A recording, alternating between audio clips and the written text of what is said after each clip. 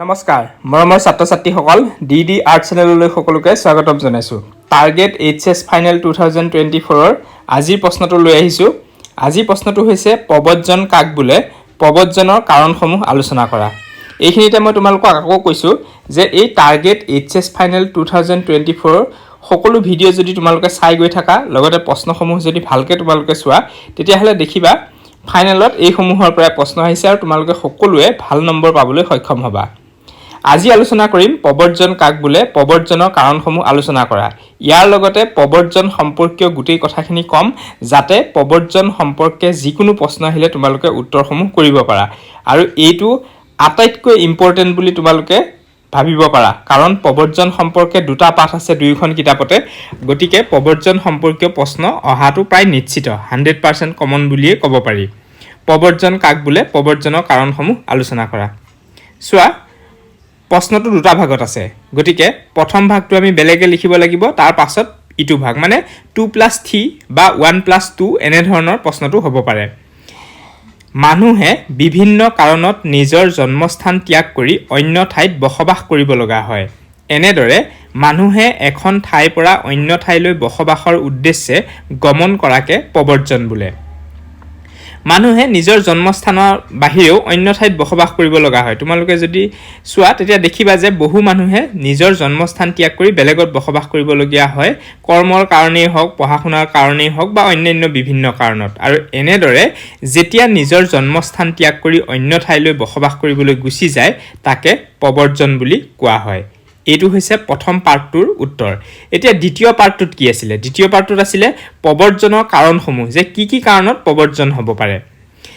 প্ৰবজ্জনৰ কাৰণসমূহ বুলি মই বেলেগকে লিখিছো এটা পেৰাগ্ৰাফ এটো চোৱা জন্মস্থানৰ প্ৰতি মানুহৰ আবেগিক আকৰ্ষণ থকাৰ পিছতো বিভিন্ন কাৰণত মানুহে প্ৰবজ্জন কৰিব লগা হয়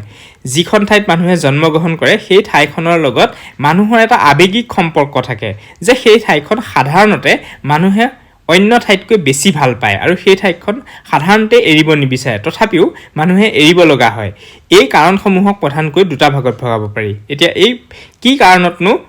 তেনে ধৰণৰ এখন আবেগিক সম্পৰ্ক থকা ঠাই এৰি অন্য ঠাইত যাব লগা হয় তাৰে ভাগটো দুটা সেই দুটা হৈছে আকৰ্ষক কাৰক প্ৰথমটো আকৰ্ষক আৰু দ্বিতীয়টো হৈছে বিকৰ্ষক এতিয়া প্ৰথমতে আকৰ্ষক কাৰকটোৰ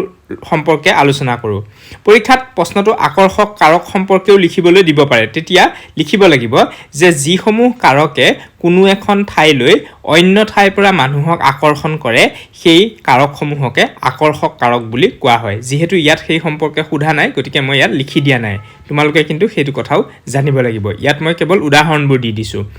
আকৰ্ষক কাৰকৰ উদাহৰণ হৈছে ভাল চাকৰিৰ সুযোগ যদি ভাল চাকৰি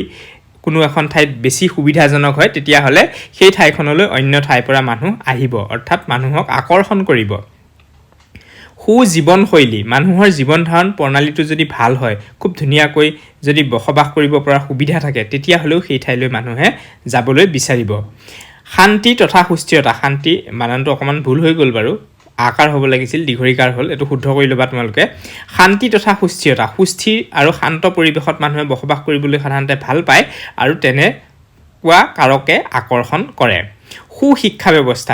ব্যৱস্থাৰ কাৰণেও মানুহে অন্য ঠাইলৈ যায় য'ত বিশ্ববিদ্যালয় আছে বা মহাবিদ্যালয় আছে বা ভাল শিক্ষা ব্যৱস্থা আছে সেই ঠাইলৈ মানুহে বসবাস কৰিবলৈ যায় উন্নত চিকিৎসা সেৱা চিকিৎসাৰ কাৰণেও মানুহে প্ৰবজ্জন কৰে জীৱন আৰু সম্পত্তিৰ নিৰাপত্তা জীৱনৰ নিৰাপত্তা থাকিব লাগিব সম্পত্তিৰ নিৰাপত্তা থাকিব লাগিব তেতিয়াহে সেই ঠাইলৈ মানুহে আকৰ্ষিত হ'ব যেনে কাশ্মীৰত বিভিন্ন ধৰণৰ সন্ত্ৰাসবাদী সংগঠনবিলাক আছে বা তাতে পাকিস্তানৰ লগত কেতিয়াবা যুদ্ধ বিগ্ৰহ হৈ থাকে সেই ঠাইত সাধাৰণতে জীৱন আৰু সম্পত্তিৰ নিৰাপত্তাটো অন্য ঠাইৰ তুলনাত কিছু পৰিমাণে কম গতিকে তালৈ মানুহ সাধাৰণতে আকৰ্ষিত নহয় যদিও তাৰ জলবায়ু ভাল তথাপিতো কিন্তু আকৰ্ষিত হোৱা দেখিবলৈ পোৱা নাযায় সেইটো এটা বিকৰ্ষক কাৰক বুলি ক'ব পাৰি তাৰ পিছত চোৱা মনোমোহা জলবায়ু খুব ধুনীয়া জলবায়ু মানুহক আকৰ্ষণ কৰে এতিয়া আমি বিকৰ্ষক কাৰক সম্পৰ্কে জানো আহা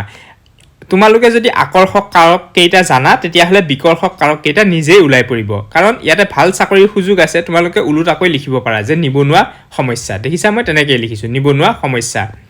এফালে আকৰ্ষক কাৰকত সু জীৱনশৈলী লিখিছো বিকৰ্ষক কাৰকত লিখিছো নিম্ন জীৱন ধাৰণ প্ৰণালী একেদৰে ৰাজনৈতিক বিক্ষোভ অনুন্নত শিক্ষা ব্যৱস্থা, অনুন্নত চিকিৎসা সেৱা, প্ৰাকৃতিক দুৰ্যোগ, মহামাৰী তথা অস্বাস্থ্যকৰ জলবায়ু। এইখিনিয়ে আজিৰ উত্তৰটো সামৰণি মাৰিছোঁ। আশা কৰিছোঁ তোমালোকে প্ৰব্ৰজন সম্পৰ্কে গোটেই কথাখিনি ভালকৈ জানিব পাৰিলা আৰু প্ৰশ্নৰ উত্তৰখিনিও ভাল পাইছা। আজিৰ ভিডিঅ'টো ইমানতে সামৰিছোঁ। ধন্যবাদ।